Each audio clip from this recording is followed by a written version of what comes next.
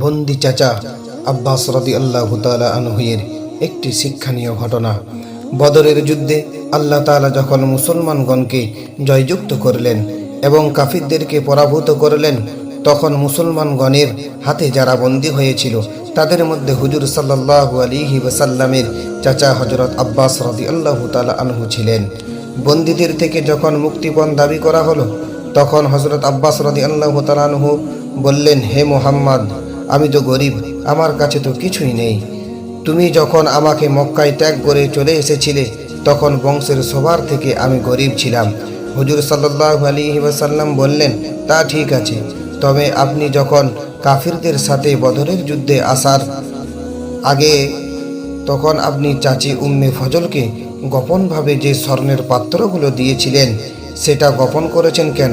হযরত আব্বাস রাদিয়াল্লাহু তাআলা আনহু এই কথা শুনে আশ্চর্য হয়ে গেলেন এবং হুজুরের এই অদৃশ্য জ্ঞান দেখে মুসলমান হয়ে গেলেন। সবক, আমাদের হুজুর সাল্লাল্লাহু আলাইহি ওয়াসাল্লাম এর কাছে কোনো বিষয় গোপন নেই। আল্লাহ তাআলা হুজুরকে প্রত্যেক কিছুর জ্ঞান দান করেছেন। ইলমে গায়েব ও হুজুরের একটি মুজিজা যার উপর প্রত্যেক মুসলমানদের ঈমান রয়েছে। আলহামদুলিল্লাহ।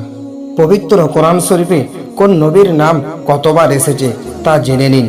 হযরত আদম আলাইহিস সালাতু ওয়াস সালামের নাম এসেছে 25 বার। হযরত মূসা আলাইহিস সালাতু ওয়াস সালামের নাম এসেছে 136 বার। হযরত ইব্রাহিম আলাইহিস সালাতু ওয়াস সালামের নাম এসেছে 69 বার। হযরত নূহ আলাইহিস সালাতু ওয়াস সালামের নাম এসেছে 43 বার। হযরত লূত আলাইহিস সালাতু ওয়াস সালামের নাম এসেছে 27 বার। হযরত ইউসুফ আলাইহিস সালাতু ওয়াস সালামের নাম এসেছে 27 বার। হযরত ঈসা আলাইহিস সালাতু ওয়াস সালামের নাম এসেছে 25 বার। হযরত ইসমাঈল আলাইহিস সালাতু ওয়াস সালামের নাম এসেছে 12 বার। হযরত ইসহাক আলাইহিস সালাতু ওয়াস সালামের নাম এসেছে 17 বার। হযরত ইয়াকুব আলাইহিস সালাতু ওয়াস সালামের নাম এসেছে 16 বার। হযরত সুলাইমান আলাইহিস সালাতু ওয়াস সালামের নাম এসেছে 17 বার। হযরত দাউদ আলাইহিস সালাতু ওয়াস সালামের নাম এসেছে 16 বার।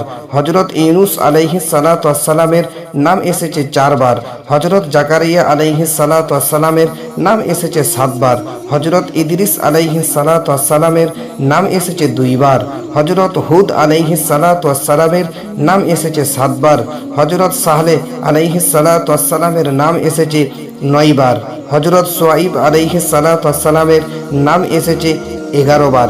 এবার প্রশ্ন হলো এটাই, আমাদের বিশ্বনবী সাল্লাল্লাহু আলাইহি ওয়াসাল্লামের মোট কতবার কোরআনে নাম এসেছে? জানা থাকলে অবশ্যই কমেন্টে জানাবেন।